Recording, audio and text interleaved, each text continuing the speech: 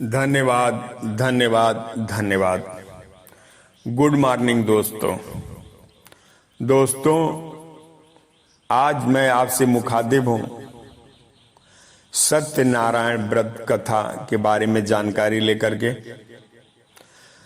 दोस्तों, सत्यनारायण व्रत कथा एक ऐसी कथा है कि जो हर सनातन धर्मी अपने शुभ अवसरों पर अवश्य सुनता है और इसका ही बहुत ही महत्व है। परंतु अफसोस की बात यह है कि हम कथा तो सुनते हैं लेकिन सत्यनारायण व्रत के बारे में हमें जानकारी नहीं मिल पाती, क्योंकि अक्सर जो कहने वाले लोग हैं, पंडित जी लोग, पुरोहित जी लोग, वो कथा बताते हैं, व्रत के बारे में बताते ही नहीं है। शायद उनको व्रत के बारे में पता ही ना हो सकता है पता भी हो। मैं जब से छोटा था बहुत बार सत्यनारायण व्रत कथा मैंने सुनी भी है, प्रसाद भी ग्रहण किया है और कई बार पुरोहित जी लोगों से क्वेश्चन भी किया है कि आप कथा के बारे में तो आपने बताया, लेकिन सत्यनारायण व्रत क्या है इसके बारे में आप नहीं बताए। लेकिन वो कोई उत्तर नहीं देते थे और उत्तर जो देते भी थे वो मन को संतुष्ट नहीं करता था। लेकिन जब बड़ा होने पर इधर उधर के संत समागम पर और पुस्तक पढ़ने के बाद कुछ और पुस्तकें, खास करके यदि आप गायत्री परिवार की सत्यनारायण व्रत कथा को पढ़ेंगे तो आपकी कुछ चीजों को वो दूर कर देती है, भ्रम को दूर कर देती है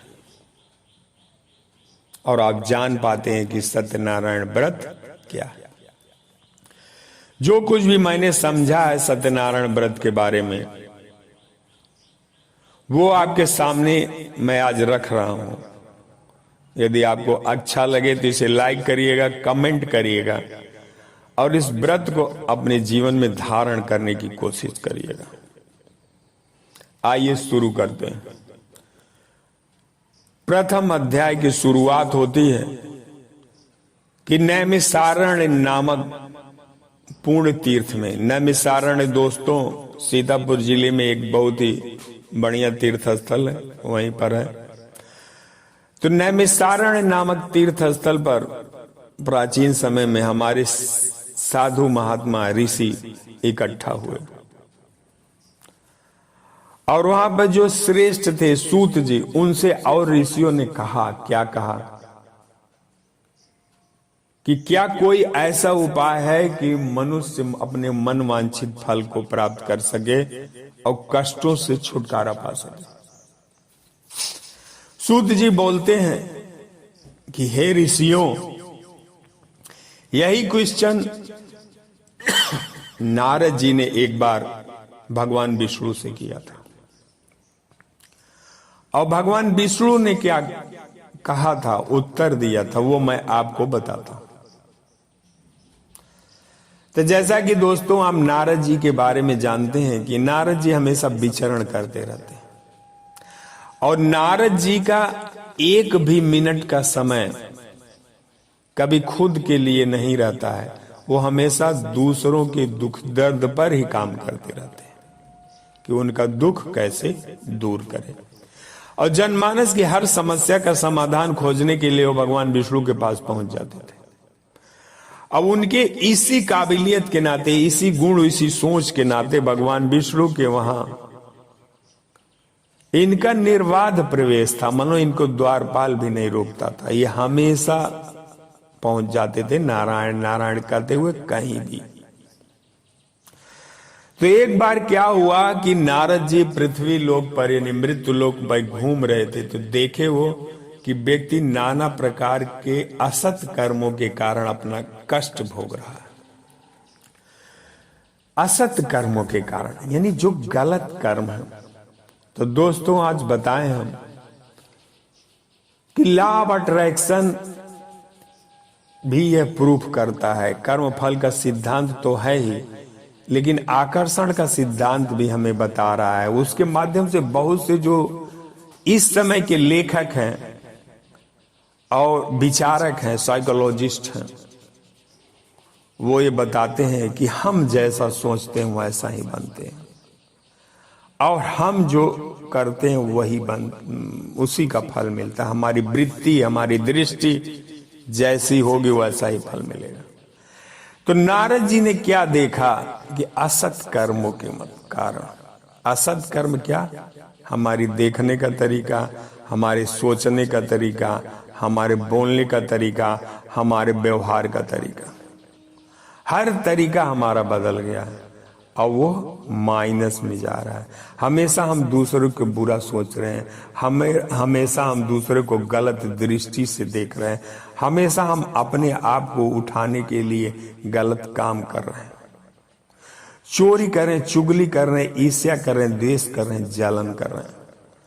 तो जब हमारी ये असत कर्म है तो इनका रिएक्शन हमें क्या हो रहा है, दुख हो रहा, तकलीफ हो रही, कष्ट हो रहा।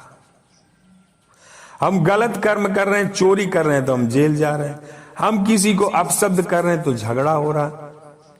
इस तरह से हमारा जीवन टेंशन से भर जा रहा है। इन्हीं का परिणाम हमारे अंदर हार्ट अटैक, डिप्रेशन, टेंशन, क्या क्या बीमारियां आ रही हैं। खान पीन पर हम ध्यान नहीं दे रहे हैं, क्या खा रहे हैं, क्या पी रहे हैं, उसका कोई समझ ही नहीं, जिसके कारण मोटापा बढ़ रहा है और भी नाना प्रकार की बीमारियां बढ़ रही, स्ट्रेस बढ़ रही, डिप्रेशन बढ़ रहा, क्योंकि हमारे खान पान का असर हमारे मन पर भी होता। तो क्या देखा नारद जी ने, यही देखा कि लोग अपने गलत कर्मों के कारण कष्ट भोग रहे। तो जब वो इस समस्या की समाधान लेकर के विष्णु भगवान के पास पहुंचते, वहां बोलते हैं कि व्यक्ति अपने ही कर्मों के कारण दुख पा रहा है, इसका उपाय क्या है। तो भगवान विष्णु कहते हैं मनुष्य दुख इसलिए पा रहा है, वो सत्य मार्ग से भटक गया है, सत्य आचरण से भटक गया, सत्य व्यवहार से भटक गया। जो उसको करना चाहिए वो नहीं कर रहा, उसको अपनी भलाई और देश की भलाई के बारे में सोचना चाहिए वो नहीं सोच रहा, वो केवल अपने बारे में सोचता है, वो तत्कालीन आनंद के बारे में सोचता है, क्या खाना है, क्या पीना है, क्या महसूस करना है, कैसा सोचना है, ये सब चीज वो छोड़ दिया, उलट गया। और जब तक हम इस उल्टे को उल्ट कर सीधा नहीं करते, एक अनुशासित दिनचर्या नहीं चलते, सत्य के मार्ग पर नहीं चलते, तब तक ये सब चीजें होने वाली नहीं है।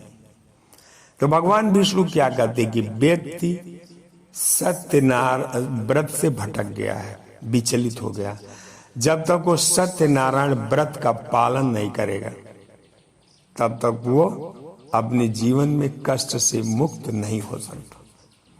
नारद जी पूछते हैं कि वो सत्यनारायण व्रत क्या है, क्या है सत्यनारायण व्रत, और उसका विधान क्या है कि जिससे वो पालन करे और आगे बढ़े।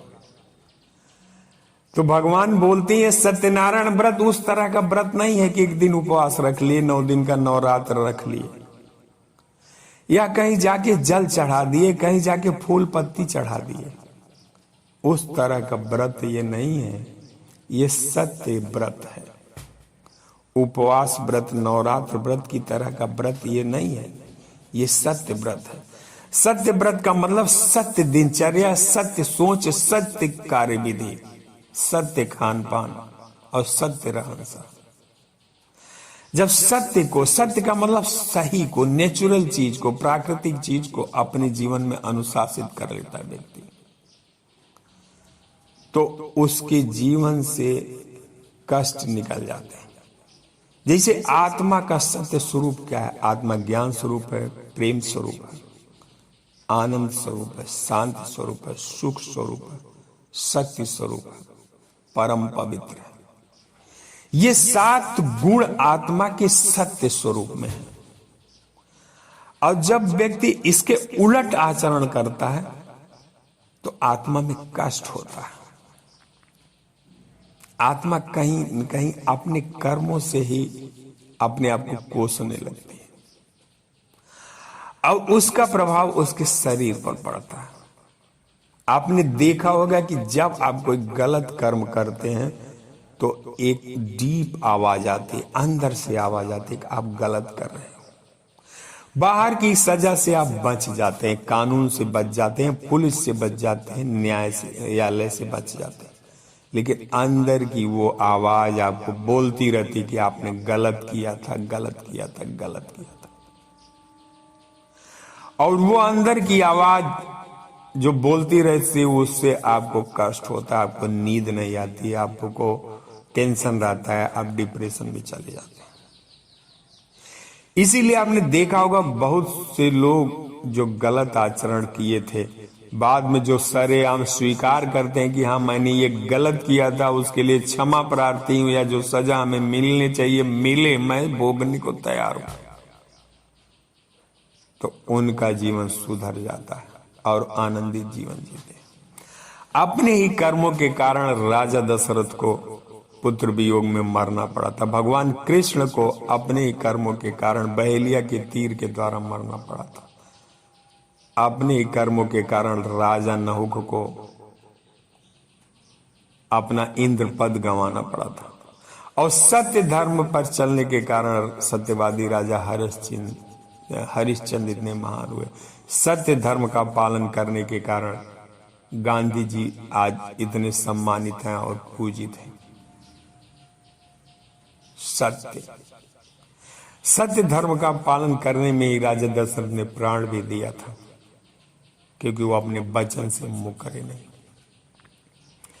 सत्य धर्म के पालन में विवेक, संयम, साहस, सेवा, ये सब कुछ शामिल है। प्रहलाद ने सत्य धर्म का पालन करते हुए अपने पिता का विरोध किया था। विभीषण ने सत्य धर्म का पालन करते हुए रावण का विरोध किया था। सत्य धर्म का पालन करते हुए 14 वर्ष तक लक्ष्मण जी ने संयमित जीवन जिया था, जिससे उनको वो शक्ति मिली थी कि वो मेघनाथ को मार पाए। सत्य धर्म का पालन करते हुए गांधारी जी ने जीवन जिया था। तो आप देखेंगे कि इतिहास में या शास्त्रों में जिनका वर्णन है, जिन्होंने सत्य धर्म का पालन किया, वो हमेशा महान हो गए, उनका जीवन धन्य हो गया। सबरी का नाम आप लिया जाता है, सबरी ने सत्य धर्म का जीवन जिया था, सेवा भावना का जीवन जिया था। तो जब हमारे जीवन में त्याग, तपस्या, साहस, सेवा, विवेक, कर्तव्य निष्ठा, ईमानदारी, जिम्मेदारी, बहादुरी ये शामिल हो जाती है तो हमारा जीवन सत्य व्रत से परिपूर्ण होता है। ये एक दिन का व्रत नहीं है, जैसा कि व्रत कथा में बताया जाता है कि उन्होंने कहा कि आज हम व्रत रहेंगे, दिन भर उपवास रहिए, शाम को व्रत सुनिए, बंधु बांधव को खिलाइए और पिलाइए। ये तो एक स्थूल स्वरूप बता दिया गया, लेकिन वास्तव में है क्या? व्रत रहने का मतलब दिन भर आप नहीं खाते हैं, पीते हैं। व्रत रहने का मतलब उपवास, मतलब अपने शरीर के स्वास्थ्य के लिए आप काम करिए। बंधु बांधव को बुला के खिलाने पिलाने का मतलब है अपने पड़ोसियों से आप सामंजस्य बनाए रखिए, उनके साथ अपना व्यवहार रखिए, मृदु व्यवहार रखिए, सहयोग का व्यवहार रखिए। और लोगों को बुलाने का मतलब है कि जब आप कोई सही कार्य करते हैं तो लोगों को शामिल करिए। दोस्तों, ये सत्यनारायण व्रत एक दिन का व्रत नहीं है। जिस क्षण से आप संकल्प लेते हैं उसी क्षण से वो प्रतिदिन प्रत्येक क्षण का व्रत हो जाता है।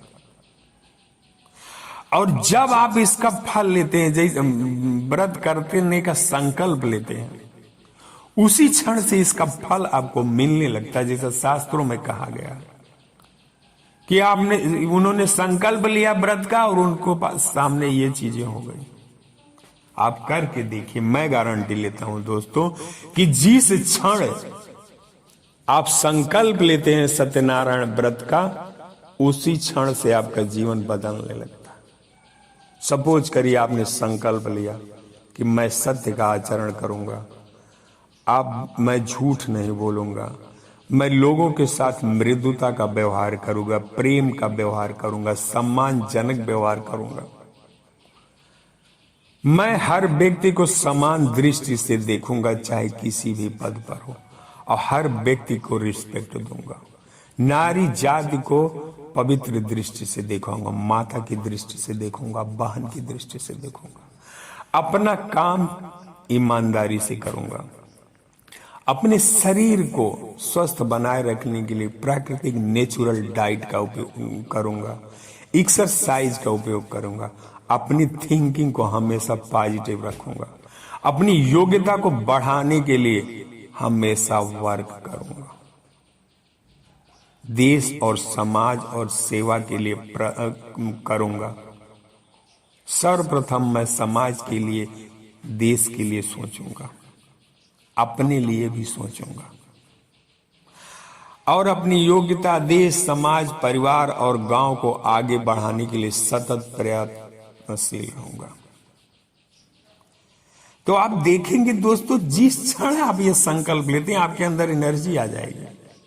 आप किसी से प्रेम से बात करेंगे, उल्टे में वो प्रेम से बात करेगा, आपको उसका तुरंत प्रतिफल मिलेगा। आप किसी को सम्मान देंगे तो वो भी आपको सम्मान देने लगेगा। एक बात हमको याद आती है, ब्रह्मा कुमारी की प्रशासिका थी जानकी दादी। जानकी दादी का कथन था, मैं किसी को भी अपने सामने झुका सकती हूं। जानते हैं क्या था? कि कोई व्यक्ति उनके सामने आए, छोटा है बड़ा है, वो पहले ही हाथ जोड़ के सिर झुका के नमस्कार कर लेती थी। और जब वो सिर झुका के हाथ जोड़ के नमस्कार करते थे, सामने वाला ऑटोमेटिक हाथ जोड़ के नमस्कार करके सर झुकाता था, रिस्पेक्ट करता था। तो ये था सत्यनारायण व्रत का पालन, ये था। बहुत लोगों ने सत्यनारायण व्रत का, सत्य व्रत का पालन किया। गांधी जी ने, जलाराम बापा, समर्थ गुरु रामदास, शिवाजी, गोविंद बल्लभ पंत, बाल गंगाधर तिलक, जितने लोगों को आपने देखा है, हमारे शहीद, ये सब ने अपना जो है सत्य व्रत का पालन किया। देश को अंग्रेजों की दास्ता से मुक्त बनाने के लिए ये लड़ते रहे, आपस में भाईचारा बनाने के लिए, देश की एकता को कायम करने के लिए काम करते। राम प्रसाद बिस्मिल, अशफाक उल्लाह खां, जितने लोग थे ये सब सत्यव्रती थे। लाल बहादुर शास्त्री, राजेंद्र प्रसाद, सर्वपल्ली राधाकृष्णन, शंकर दयाल शर्मा, जितने महापुरुषों का नाम ले, आज के नहीं, आज वाले तो दूसरे। तो कहने का मतलब दोस्तों, आशा है कि आपको समझ में आया होगा। इसी सत्य व्रत की व्याख्या के साथ प्रथम अध्याय पूर्ण होता है इसका। कल हम दूसरे अध्याय की चर्चा करेंगे, उन लोगों की चर्चा करेंगे जिन्होंने सत्य व्रत को किया, और सत्य व्रत को अगर उन्होंने किया तो उन्होंने अपनी दिनचर्या में क्या बदलाव लाया, क्या बदलाव किया कि जिससे उनका जीवन खुशहाल हो गया। इस पर कल चर्चा करेंगे, अगले एपिसोड में चर्चा करेंगे। लेकिन आज बात यही, सत्य व्रत अगर आप करना चाहते हैं तो ये सत्य व्रत का स्वरूप है, व्यवहारिक स्वरूप। कहीं सत्य बोलना सत्य व्रत है तो कहीं झूठ बोलना भी सत्य व्रत है। सपोज करिए एक कसाई एक गाय को दौड़ाए हुए जा रहा है और गली के किसी मोड़ पर वो भटक जाता है कि गाय किधर गई जान नहीं पाता, और वहां आप उस रास्ते से आ रहे हैं, आपने देखा कि गाय किधर गई। वो आपसे पूछता है कि क्या आप किसी भागते हुई गाय को देखे हैं, और आप समझ जाते हैं कि गले में अपना हाथी काटने का वो गणासा लेके किसी गाय को दौड़ा रहा है, ये कसाई है।